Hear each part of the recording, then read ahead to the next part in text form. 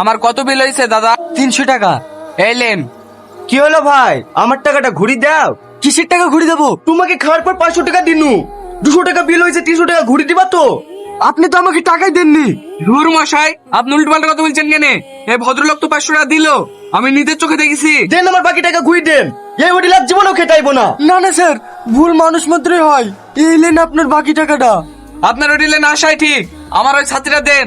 আপনার সাথে মানে? ছাতাটাও আপনাদের বলবেন নাকি?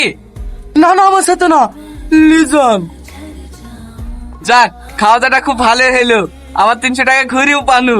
তুই 150 টাকা লে, আর আমাকে 150 টাকা দে। আমি কষ্ট করে টাকা ইনকাম করেছি, আমি নেবো। আর তুই ছাতা পেয়েছি, ছাতা লিগা না?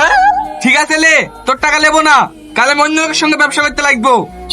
এ ডালে টাকা লে, তোকে ছাড়া আমি থাকতে পারি?